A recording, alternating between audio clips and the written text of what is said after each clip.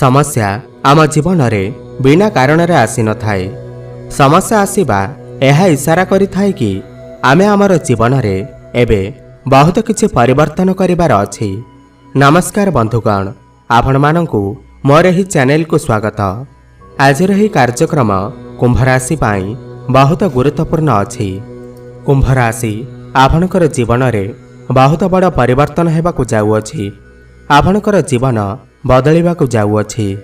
केबे एवं केमिति एही विषय रे आमे आज रे भिडियो रे आमे आलोचना करिबा। बंधुगण, किछि समय पूर्वरु गुरुंकर राशि परिवर्तन होई सारिछि 1 मई को।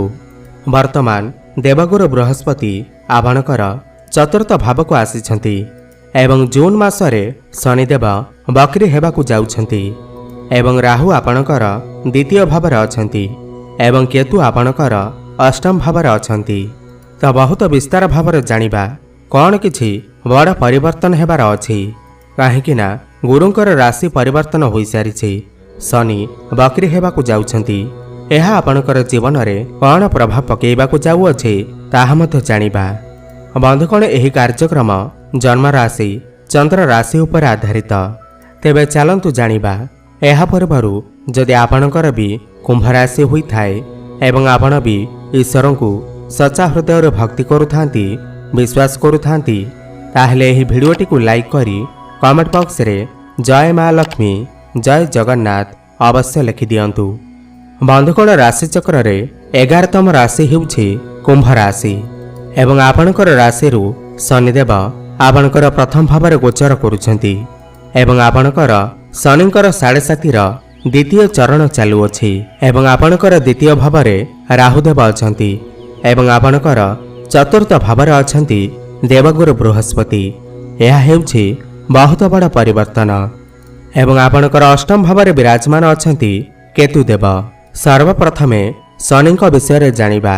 शनिदेव जून मासरे बकरी हेबाकु जाउछंती।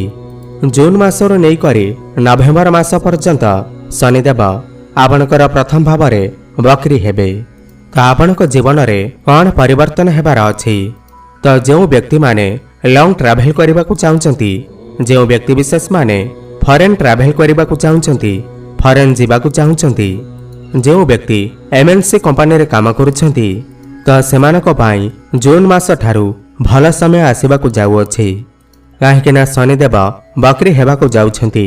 शनिदेव आपणकर प्रथम भावर फल देवा सहित आपणकर द्वादश भावर फल मध्य देबे।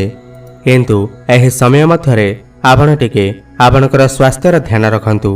काहेकि ना आपणकर इम्यूनिटी सिस्टम कम होई पारे, जेमिति कि कफ एवं काश भली समस्या देखा देई पारे, ज्वर भली समस्या देखा देई पारे, भोक न लागिबा एही भली समस्या देखा देई पारे। एथिप्रति आपण टिके ध्यान देबे एवं शनि प्रथम भावर फल मध्य देबे। शनि एठारे प्रथम भावरे शश नामक राजयोग बनौछंती एवं आपणकर द्वितीय भावरे राहु अछंती।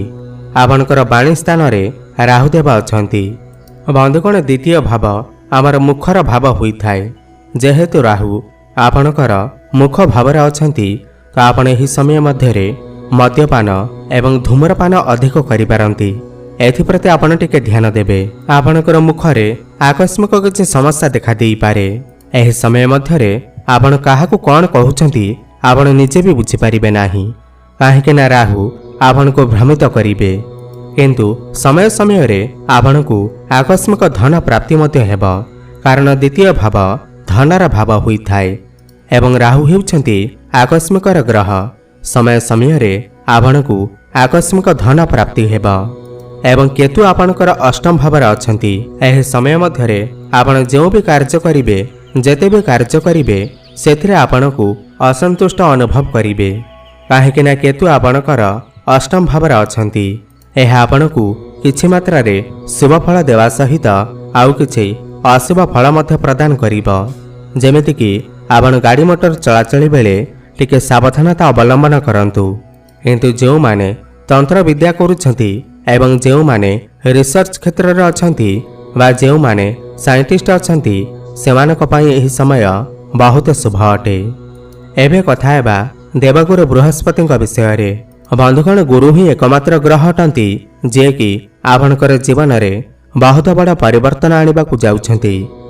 ଗୁରୁ ଆପଣଙ୍କର ଚତୁର୍ଥ ଭାବରେ ଅଛନ୍ତି ଏବଂ ଗୁରୁଙ୍କର ଦୃଷ୍ଟି ଆପଣଙ୍କର ଦଶମ ଭାବ, ଅଷ୍ଟମ ଭାବ ଏବଂ ଦ୍ୱାଦଶ ଭାବ ଉପରେ ପଡ଼ୁଅଛି। ବନ୍ଧୁଗଣ, ଦେବଗୁରୁ ବୃହସ୍ପତି ଯେତେବେଳେ ଆପଣଙ୍କର ଦଶମ ଭାବକୁ ଦେଖୁଛନ୍ତି, ତାଙ୍କର ମିତ୍ରଙ୍କ ଘରକୁ ଦେଖୁଛନ୍ତି, ତ ଆପଣଙ୍କର କାମ କରିବାର ତରିକା ବଦଳିଯିବ। ଆପଣଙ୍କର କାର୍ଯ୍ୟକ୍ଷେତ୍ରରେ ଆପଣ ବହୁତ ଉନ୍ନତି କରିବେ, କାହିଁକିନା ଗୁରୁ ଏକ ଶୁଭ ଗ୍ରହ ଅଟନ୍ତି ଏବଂ ଗୁରୁଙ୍କର ଦୃଷ୍ଟିକୁ ଅମୃତ ସମାନ ମାନାଯାଇଥାଏ। ତ ଗୁରୁ ଆପଣଙ୍କର କ୍ୟାରିୟର ଭାବକୁ ଦେଖୁଛନ୍ତି, ଦଶମ ଭାବକୁ ଦେଖୁଛନ୍ତି। ତ ଆପଣଙ୍କର କାମରେ ମ୍ୟାଚୁରିଟି ଆଣିବେ। ଯଦି ଆପଣ ପୂର୍ବରୁ କାମରେ ଅଳସୁଆ ଅନୁଭବ କରୁଥିଲେ, ଆପଣଙ୍କର କୌଣସି କାର୍ଯ୍ୟ ହୋଇପାରୁନଥିଲା, ଆପଣଙ୍କର ଟାର୍ଗେଟ ପୂରଣ ହୋଇପାରୁନଥିଲା ଏବଂ ଆପଣ ଆପଣଙ୍କର କ୍ୟାରିୟରକୁ ନେଇ ବହୁତ ଚିନ୍ତିତ ଥିଲେ, କିନ୍ତୁ ଏହି ଗୁରୁଙ୍କର ଏହି ରାଶି ପରିବର୍ତ୍ତନ ଏବଂ ଆପଣଙ୍କର ଦଶମ ଭାବକୁ ଦୃଷ୍ଟି ଆପଣଙ୍କୁ ଅତ୍ୟନ୍ତ ଶୁଭଫଳ ପ୍ରଦାନ କରିବ।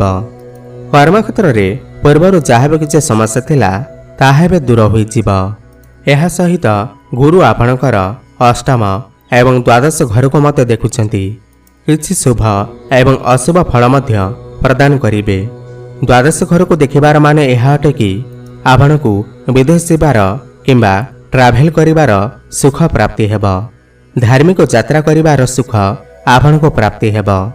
ଆପଣ କୌଣସି ଦୂରସ୍ଥାନକୁ ଯାତ୍ରା କରିପାରନ୍ତି ଏବଂ ଯେଉଁ ବ୍ୟକ୍ତିବିଶେଷମାନେ ବିଦେଶରେ ରହି କୌଣସି କାମ କାର୍ଯ୍ୟ କରୁଛନ୍ତି, ସେମାନଙ୍କ ପାଇଁ ଏହି ସମୟ ବହୁତ ଶୁଭ ଅଟେ।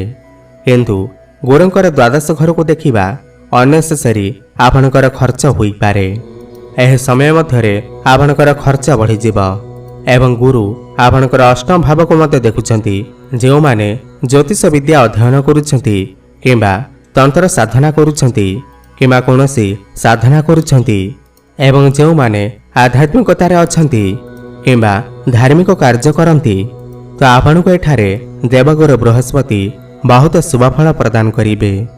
କିନ୍ତୁ ଗୁରୁଙ୍କର ଅଷ୍ଟମ ଭାବକୁ ଦୃଷ୍ଟି ଆପଣଙ୍କର ଲିଭର ଜନିତ ସମସ୍ୟା, ଡାଇଜେସନରେ ପ୍ରୋବ୍ଲେମ, ହଜମ ନ ହେବା ଏହିଭଳି ସମସ୍ୟା ଦେଖାଦେଇପାରେ। ଗ୍ୟାସ୍ ଭଳି ସମସ୍ୟା ଦେଖାଦେଇପାରେ। ଆପଣଙ୍କର ମୋଟାପଣ ବଢ଼ିପାରେ। ଏଥିପ୍ରତି ଆପଣ ଟିକେ ଧ୍ୟାନ ଦେବେ। ବନ୍ଧୁଗଣ, କେବଳ ଗୁରୁଙ୍କର ଦୃଷ୍ଟି ଆପଣଙ୍କର ଦଶମ ଭାବ ଉପରେ ନାହିଁ, ଏହା ସହିତ ଶନିଙ୍କର ଏବଂ ରାହୁଙ୍କର ଦୃଷ୍ଟି ମଧ୍ୟ ଆପଣଙ୍କର କ୍ୟାରିୟର ଭାବ ଉପରେ ଅଛି। ତିନୋଟି ଗ୍ରହଙ୍କର ଦୃଷ୍ଟି ଆପଣଙ୍କର କ୍ୟାରିୟର ଭାବ ଉପରେ ଅଛି। ଆପଣ ଏହି ସମୟ ମଧ୍ୟରେ ମନ ଲଗେଇ କାମ କାର୍ଯ୍ୟ କରିବେ। ରାହୁ ଆପଣଙ୍କର କର୍ମସ୍ଥାନକୁ ଦେଖୁଛନ୍ତି। ଆପଣ ଚାଲାକି ଭାବରେ କାମ କରିବେ ଏବଂ ଯେଉଁମାନେ ରାଜନୀତି କରୁଛନ୍ତି, ସେମାନଙ୍କ ପାଇଁ ଏହି ସମୟ ବହୁତ ଶୁଭ ଅଟେ। ରାଜନୀତିରେ ଆପଣ ବହୁତ ଉନ୍ନତି କରିବେ। ଏହାର ମାନେ ହେଉଛି ଆପଣଙ୍କର କ୍ୟାରିୟରରେ ବା କର୍ମକ୍ଷେତ୍ରରେ ବହୁତ ବଡ଼ ପରିବର୍ତ୍ତନ ହେବାକୁ ଯାଉଅଛି। ଆଗାମୀ 3 ରୁ 4 ମାସ ମଧ୍ୟରେ ଆପଣ ଏହାକୁ ଅନୁଭବ କରିପାରିବେ। ଦେଖିବେ କି ଆପଣଙ୍କର କ୍ୟାରିୟର କ୍ଷେତ୍ରରେ ବହୁତ ବଡ଼ ପରିବର୍ତ୍ତନ ହେଉଛି। ଆପଣଙ୍କର କର୍ମକ୍ଷେତ୍ର ଟ୍ରାନ୍ସଫର ହୋଇପାରେ, ଆପଣଙ୍କର ପ୍ରମୋସନ ହୋଇପାରେ। ଆପଣ ଏହି ସମୟ ମଧ୍ୟରେ ଶନିଙ୍କର ବୀଜ ମନ୍ତ୍ରର ଜପ ଅବଶ୍ୟ କରନ୍ତୁ। ଓମ୍ ପ୍ରାଂ ପ୍ରିଂ ପ୍ରୋଂ ସହ ଶନିଶ୍ଚରାୟ ନମଃ 108 ଥର ପ୍ରତ୍ୟେକ ଦିନ ଜପ କରନ୍ତୁ। ଶୁଭଫଳ ପ୍ରାପ୍ତି ହେବ। କୁଆଙ୍କୁ କିଛି ଖାଇବାକୁ ଦିଅନ୍ତୁ ଏବଂ ଏହା ସହିତ ହନୁମାନ ଚାଳିଶାର ପାଠ କରନ୍ତୁ ଏବଂ ସୂର୍ଯ୍ୟଙ୍କୁ ପ୍ରତିଦିନ ଜଳାର୍ଘ୍ୟ ଅର୍ପଣ କରନ୍ତୁ। ଆପଣଙ୍କୁ ଶୁଭଫଳ ପ୍ରାପ୍ତି ହେବ। ଆପଣଙ୍କର ଜୀବନ ମଙ୍ଗଳମୟ ହେଉ, ଏହା ମୋର ପ୍ରଭୁ ଜଗନ୍ନାଥଙ୍କ ନିକଟରେ ଏତିକି ପ୍ରାର୍ଥନା। ଧନ୍ୟବାଦ।